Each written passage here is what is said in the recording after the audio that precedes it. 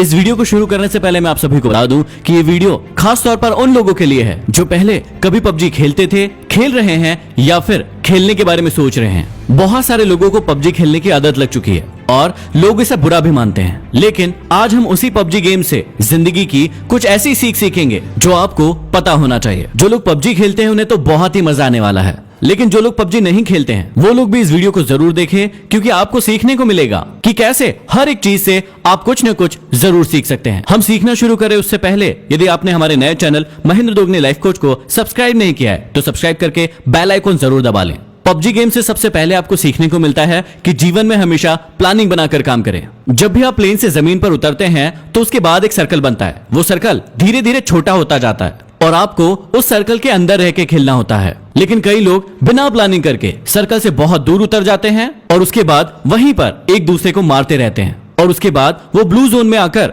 खुद ही मर जाते हैं और गेम को कंप्लीट नहीं कर पाते हैं। हमारी जिंदगी में भी यही होता है, हम लक्ष्य कुछ और बनाते हैं और किसी और चक्कर में पड़ जाते हैं। इसलिए हमेशा याद रखिए, अपने सर्कल पर ध्यान दीजिए और उस सर्कल की ओर आगे बढ़ते रहिए। दूसरी चीज जो हमें सीखना चाहिए वो है कि भेड़ चाल ना चलें। जब भी हम प्लेन से उतरते हैं तो बहुत सारे लोग ऐसी जगह पर उतरते हैं जहां पर पहले से बहुत सारे लोग उतर रहे हैं। इसका मतलब हम भेड़ चाल चलते हैं और भीड़ का हिस्सा बन जाते हैं और फिर ज्यादा देर तक सरवाइव नहीं कर पाते। हमारी असल जिंदगी में भी यही होता है। हम सफल लोगों को देखते हैं कि वो क्या कर रहे हैं और उन्हीं के जैसे करने की, उन्हीं के जैसे बनने की पूरी कोशिश करते हैं और अपनी पसंद और नापसंद को कभी भी ध्यान में नहीं रखते हैं। इसलिए हमेशा याद रखें कि भेड़ चाल का हिस्सा ना बने, नहीं तो आप ज्यादा देर सरवाइव नहीं कर पाओगे। अगली सीख जो हमें पबजी से सीखने को मिलती है कि जीवन में हमेशा जरूरी सामान को ही साथ में रखें और फालतू के कचरे को इकट्ठा ना करें। जब भी प्लेन से उतरते हैं कई लोगों को आपने देखा होगा कि सिर्फ वो सामान इकट्ठा करने में लग जाते हैं। जो भी चीज उन्हें सामने दिखती है वो उसे फटाफट उठाने लगते हैं। वो ये नहीं देखते कि कौन सी चीज जरूरी है और कौन सी चीज जरूरी नहीं है। कभी कभी तो लोग ऐसा भी करते हैं कि बंदूक कोई और उठा ली और गोली कोई और ही उठा ली जो उस बंदूक में लगने ही नहीं वाली। अब इसी बात को अपनी जिंदगी से कनेक्ट कीजिए। दिन भर में आप बहुत सारे वीडियोस देखते हैं, बहुत सारी किताबें पढ़ते हैं और बहुत सारी चीजें सुनते हैं जो आपके लक्ष्य से बिल्कुल भी रिलेटेड नहीं है, लेकिन दिन भर आप उन सभी चीजों को अपने दिमाग में घुसाते जाते हैं। तो यहाँ हमें सीख मिलती है कि फालतू का कचरा इकट्ठा करने से अच्छा है कि जो चीज हमारे लक्ष्य के काम आए सिर्फ उसी चीज को हम अपने पास रखें। अगली चीज जो हमें पबजी से सीखने को मिलती है कि हमेशा टीम वर्क करें। जब भी हम पबजी खेलते हैं तो या तो अकेले खेलते हैं या फिर अपनी टीम के साथ खेलते हैं। जब भी टीम के साथ खेलते हैं तो हमें ऐसी ऐसी गालियां सुनने को मिलती है जो हमने पहले कभी नहीं सुनी है। अब इसमें कुछ लोग तो टीम का साथ देते हैं, लेकिन कुछ लोग टीम से दूर भागते रहते हैं। कुछ लोग तो ऐसे भी होते हैं जो अपनी टीम के बंदे को दूर से बैठकर मरता हुआ देखते हैं और उसे रिवाइव भी नहीं देते। ऐसी टीम ज्यादा समय तक नहीं टिक सकती है जो यूनिटी के साथ नहीं खेलती है। जैसे पबजी में यूनिटी का बहुत ज्यादा इंपॉर्टेंस है, वैसे ही हमारे जीवन में भी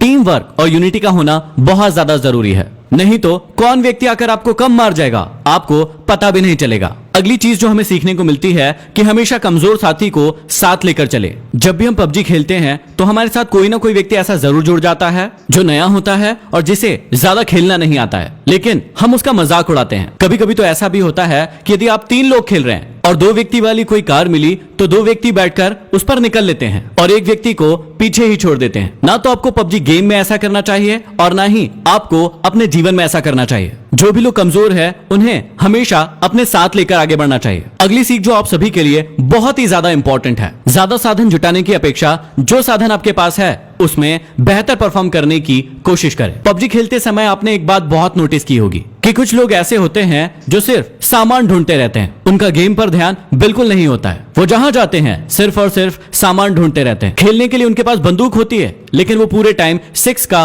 और 8 का स्कोप ढूंढते रहते हैं। उनके पास स्कारल बंदूक होती है, लेकिन वो पूरे टाइम कार 98 ढूंढते रहते हैं। और जब वो बहुत सारा सामान इकट्ठा कर लेता है तो सामने से एक ऐसा व्यक्ति आता है जो उसे छोटी सी गन से मार कर चला जाता है और उसका सारा इकट्ठा किया हुआ सामान लूट कर ले जाता है। इसलिए इस सीख को हमेशा याद रखिए, जो आपके खेल में भी काम आएगा और आपके जीवन में भी काम आएगा, कि ज्यादा साधन जुटाने की अपेक्षा जो साधन आपके पास है उसमें बेहतर परफॉर्म करने की कोशिश करें। अगली सीख जो बहुत ही ज्यादा जरूरी है कि हमेशा अपने आप को रिचार्ज करते रहें और हमेशा एनर्जेटिक बने रहें। आप सभी को बहुत अच्छे से पता होगा कि पबजी गेम में हेल्थ और ड्रिंक्स का कितना ज्यादा इंपॉर्टेंस है। समय समय पर यदि आप अपने आप को ड्रिंक नहीं पिलाएंगे, बैंडेज नहीं लगाएंगे तो आप बहुत ही जल्दी मर जाएंगे। ठीक इसी प्रकार से हमारे जीवन में भी होता है। हमें सिर्फ काम ही नहीं करते रहना है, समय समय पर अपने आप को रिचार्ज भी करते रहना है। अगली बहुत बड़ी सीख हमें पबजी से मिलती है कि शत्रु को कभी भी कमजोर ना समझे। जीवन में आपको कभी भी पता नहीं होता है कि सामने वाला शत्रु कौन है, उसके पास कितने साधन हैं, और ऐसा ही हमारे साथ पबजी में भी होता है कि उसके पास कौन सी गन है, उसके साथ कितने लोग हैं, उसके पास कितना